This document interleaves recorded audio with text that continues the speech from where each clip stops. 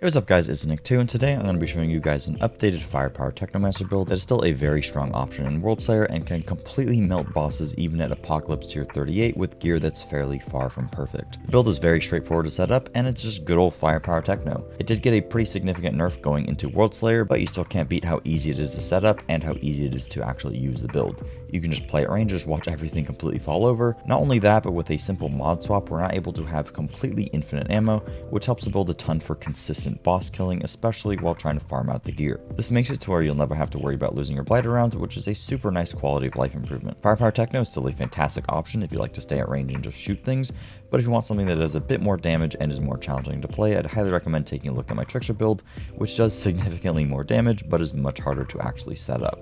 Overall though, Firepower Techno is still a great pick if you enjoy the playstyle. Before I get into the video, I want to give a big thanks to today's sponsor, which helps enable me to continue to create content for a living. Let's play a game and see if you guys can guess what I'm thinking of. I'm thinking of a video game that has global PvP, massively epic PvE boss battles with millions of champion combinations that's available on both mobile and PC.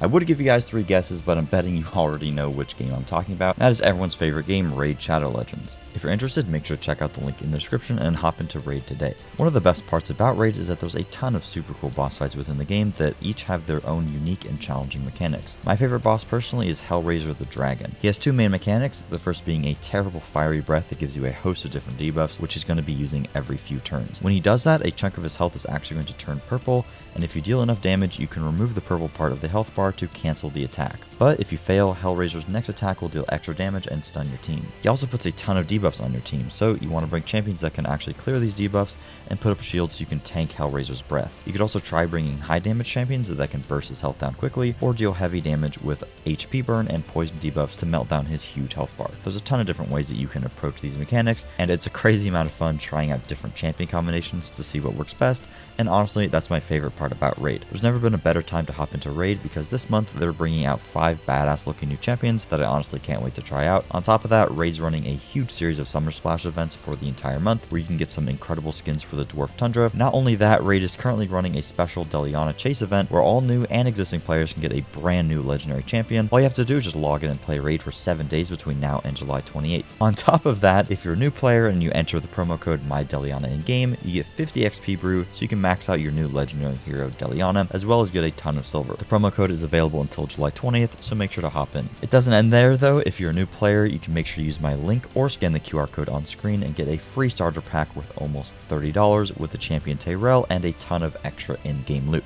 You will find these rewards here in your inbox for the next 30 days only, so make sure to check the link in the description, and a huge thanks to Raid for sponsoring this video. Before we get into everything, I want to give a big thanks to my friend Play-Doh Bear who let me hop on his account. The reason being is that my Technomancer is pretty far from perfect. I simply just cannot get the chest piece that I need. I spent a really long time on it, and also his is just way better geared and overall way higher Apocalypse tier, so he was kind enough to let me hop on his account. Make sure to go subscribe to him. He makes a whole bunch of Outriders builds as well as some really in-depth guides, so highly recommend checking his channel out, and again, a huge thanks to him. Alright, let's just get into the skills. So first off, obviously going to be using Blighted rounds, don't really have to talk about that, and then we're going to have Blighted Turret along with Cold Snap. The main reason for Blighted Turret, which is pretty standard with this build, is basically to proc Empowering Antenna so that we get an additional 30% weapon damage every single time that we throw out our Blighted Turret.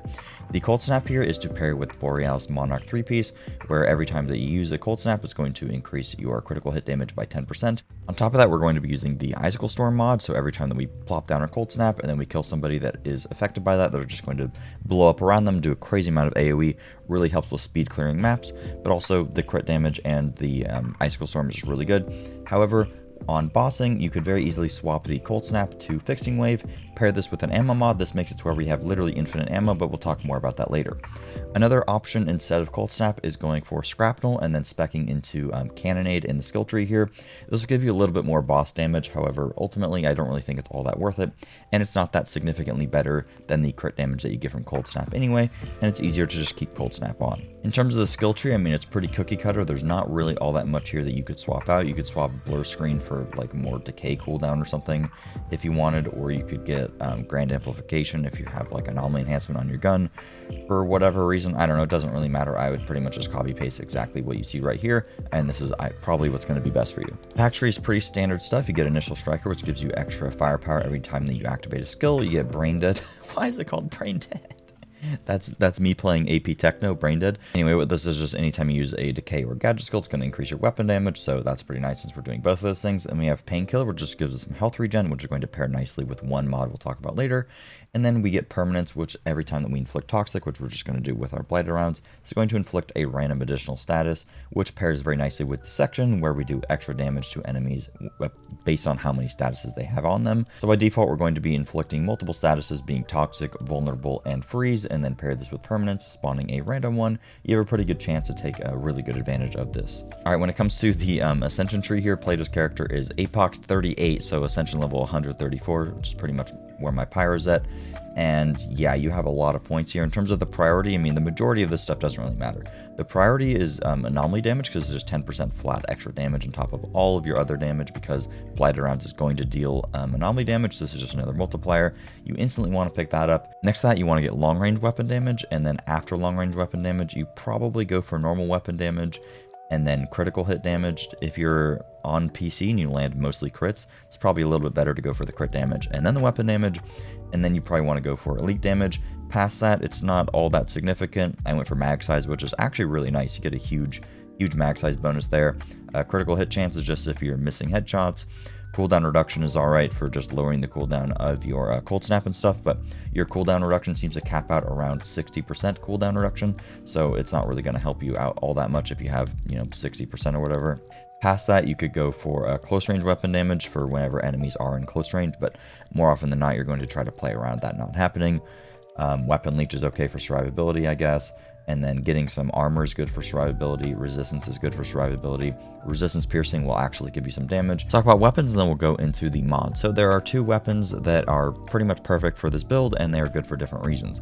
First off being the Inferno Seed. The Inferno Seed rolls with crit damage, status power, and long range damage. The status power is good because we're going to pair this with the mod that increases our weapon damage based on how much status power we have.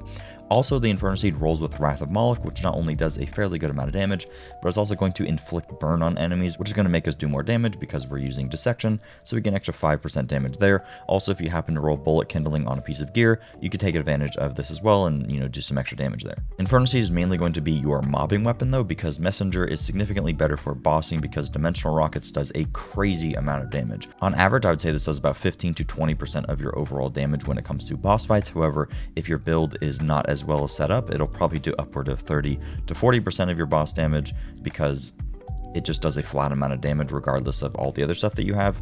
So it just does crazy things. It rolls with crit damage, long range damage, so you actually lose out on that status power, but Dimensional Rockets perfectly makes up for it. In terms of what mods you actually want to roll in these weapons, you want to put on T3 freezing bullets to any weapon that you're using with this build, because this is going to make you take advantage of Borealis Monarch, which is 50% more damage as a modifier, which is going to be better than literally any single other weapon mod that you could get on the gun. For the third mod that you want to roll in these, you want it to be Dark Sacrifice or Fortress. So the reason that Dark Sacrifice or Fortress is going to be the best is because they are both on their own multiplier, meaning that they're not going to be affected by diminishing returns when it comes to our weapon damage. By default, we're over 136% weapon damage, but the more that you throw out your skills and stuff and you proc all your firepower, this goes up to like 300-400%, which means that if you just get flat extra weapon damage, it's very affected by diminishing returns, whereas Dark Sacrifice is actually its own multiplier, while Fortress is just 20% global damage as well. So these are going to be your best bet. A third option is Omen. The problem with Omen is that it's on a cooldown, so it only has, I think it's like 75% uptime or whatever, but also it's only going to increase the damage that the enemy received by 10%. Also, you have to deal with shooting a sun out of your gun every time that you use it, which is really annoying. The flat damage isn't all that good, but it does apply bleed, so if you were to have like tainted blood or whatever on your build, it's alright. The problem is, though, that Dark Sacrifice is simply just better. Dark Sacrifice is 25%, whereas for Omen to achieve the same thing, not only is it not possible because of the uptime just being less, but also you would have to literally put a full mod on your gear, and you'll just lose value because another mod could be upward of 10% extra damage, whereas just to get 25%, which you already have with Dark Sacrifice, you'd have to equip Omen and then put on Tainted Blood as well. Hopefully that makes sense. Just to recap, Inferno Seed is going to be the best for ad clear. Wrath of Moloch is really good, and it's still a really good option for bossing. Messenger is just a little bit better for bossing because Dimensional Rockets just does a crazy amount of damage, and you want to make sure that you have at least T3 freeze, and then the two best options for your other weapon mod are going to be Dark Sacrifice, Fortress. Omen being the third, and then anything else that seems like it is pretty good just in terms of doing flat damage. Maybe Ultimate Storm Whip, Violent Rupture, Weakness Trap, just anything that maybe even spawns a status effect. Those would be decent options. Now let's talk about the gear and all of the mods that you want to put on the gear. Instead of just showing you guys an infographic of all the gear that I have, when we're done talking about the gear, I'm going to show you guys a priority list so that you guys know which mods you should focus on first and which ones are going to actually give you the biggest damage increase. I think that's a bit easier than just copy pasting the build, because this build is actually not entirely optimal, but it's pretty close. I mean, just a few pieces are kind of dead, and I'll of course talk about all of that. So like I mentioned before, you want to have 3 pieces of Borealis Monarch. A lot of the Borealis Monarch gear actually rolls pretty decently. I think in a perfect world, you want to have chest, pants, and then gloves. Because these all roll with bonus firepower, status power, and long range damage. The gloves unfortunately don't have status power, but they do have long range damage. The helmet has a dead mod, which is why you don't end up using the helmet, and the boots are actually not that bad. They're pretty similar to the gloves, so you could pretty much just swap out the boots and the gloves. They're pretty much interchangeable, but the chest and the pants are going to be your best bet. Outside of that, you could just wear purples, but as you can see, I have a Sergio's Beret put on. This unfortunately doesn't roll with long range damage, so this could be better in the form of a purple helmet if you were to get one that had firepower, status power, and long range damage, because that extra long range damage is a huge multiplier to take advantage of. On the Beret though, we have Sharp Eye, which is really, really good, gives you a whole bunch of extra firepower. This got buffed significantly, so this is like pretty much a must-have at this point. Gives you like upward of 70% weapon damage, which is insane for just one mod. And then we have Euthanizer, completely mandatory, 16% damage multiplier against enemies with Toxic, which we're obviously going to be inflicting all the time. Alchemical Mastery is rolled as the APOC mod here. Alchemical Mastery is a very good option. However, I don't think you guys should really prioritize it until you get to around Apocalypse tier 30 or so, maybe around that area, because how much status power rolls on your gear is going to depend on what Apocalypse tier you are. As you can see, at Apocalypse tier 38, we get 50% status power on one piece of gear and 50% on the weapon, right? Which is insane. But if you're like APOC tier 25, this 50% is going to be literally like half of that. So you're going to be getting like half as much value. Right now I have 257% status power, which means that Alchemical Mastery is giving us a huge increase to our weapon damage. But if you don't have that much status power, it's not going to be that good. So I wouldn't really focus on it too much. It's also going to require you to get, a pair of purple gear that has status power on it. Ultimately, you should just focus on getting the long range damage, and you could just swap this out for something else. The chest piece, we have Icicle Storm, which rolls on it by default. Really, really good for ad clear, like I mentioned earlier, and it's pretty much the main reason that we're using Cold Snap here. And then we have Splash Boost. This is actually not ideal for bossing. If you're just like boss farming or whatever, I would swap this to Radical Therapy, which unfortunately we don't have with the build, which is just 8% damage that we're missing out on, which is pretty significant. But Splash Boost is really, really good when you're trying to get through maps quickly. It's going to increase the radius of your AoE effect that is inherent to blighted rounds, which makes it to where the Toxic is kind of sometimes going to just kill things, and simply just the radius is going to immediately kill surrounding enemies without you actually having to shoot them. So this is a really, really good option. But if you're having trouble like killing bosses quickly, you could definitely go without this. Then you have Captain Hunter, 16% damage against elites, not much to say there, really, really good.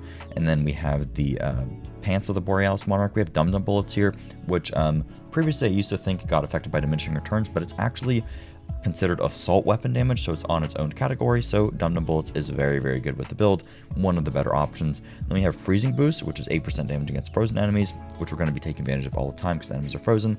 And then a new mod, Virulent Compound, which just makes us deal 10% more damage to elites that are afflicted with Toxic.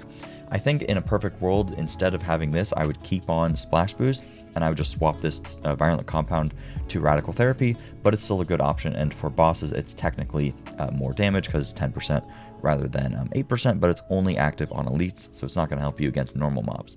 Still really good though. For the gloves, we have Shatter, which is super, super good, 16% damage against enemies that are frozen, and again, we're freezing enemies all the time. Then we have Kingslayer, which is 577,000 firepower, which again is roughly like 60 to 70% additional weapon damage. Crazy, crazy mod. If you're having trouble with bosses, slap this thing on and you will completely melt them.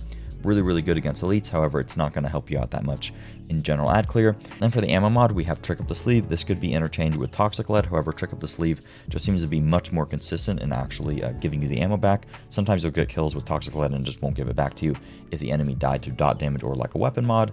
But with Trick Up the Sleeve, you'll get it back regardless, and it is more consistent in team play. For the boots, we have To the Bone, which is probably the single best mod for this build. It's going to give you 15% extra damage on its own multiplier, which is probably better than literally anything else. Maybe actually Shatter is probably better, and the the only thing that's better. Actually, no, because Sharp Eye, and Kingslayer, even with that weapon damage getting diminishing returns, it's still like super good. But To the Bone is probably one of the better options here. And then we have the Cycle, which increases our weapon damage based on our health regeneration. This is a pretty good option. I don't think it's nearly as good as it used to be because this is going to cap out at 20%. The reason that this actually says 0% right now, but actually ends up giving us damage, is because if we look at our packs tree, Painkiller gives us that health regeneration, so this ends up giving us 20% extra weapon damage, which is pretty good. As you can see, we have a dead mod here, which is Hidden Medkit. This isn't going to do anything. I would swap this for, like I mentioned, Radical Therapy, or even Anomaly Echo, which gives us flat firepower, which is still a very good boost to our weapon damage.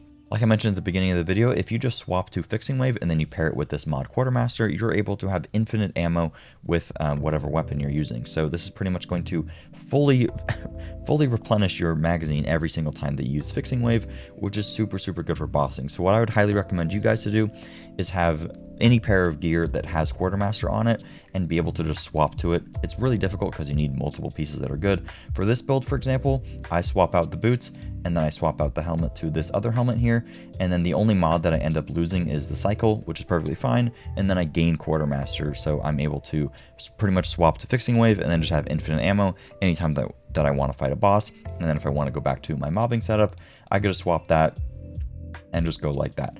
Ideally, you would actually end up swapping out Trick Up the Sleeve, so it would be way better if I got a Quartermaster to roll on, like, you know, gloves here. You could get Toxic Lead to actually roll as the T3 mod on pants, so you could, or sorry, on boots, so you could very easily get a pair of like the boots of the Boreas Monarch or whatever, or even just some purple ones that roll with Toxic Lead, and then anytime that you swap to a boss, you just put on Quartermaster, and then you don't lose any damage at all for the bossing.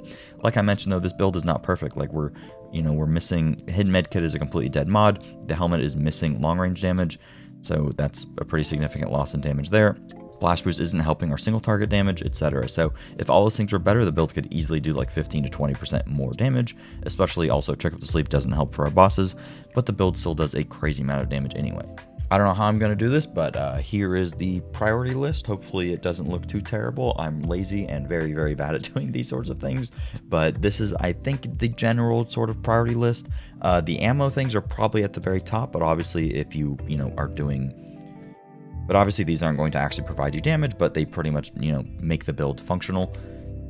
And like I just mentioned, you don't need Trick Up the Sleeve or Toxic Lead if you're doing bosses, but Quartermaster is a really good option. You could also swap out Quartermaster for Spare Mag, and then you wouldn't have to use Fixing Wave, and then you could retain Cold Snap for extra damage, and that's ultimately going to give you the most damage. But if you're having problems killing the boss in 2 mags, then Quartermaster will be better, but Spare Mag is still a really good option, because having 2 magazines of Blighted rounds is still really good. Quartermaster is just better for consistency.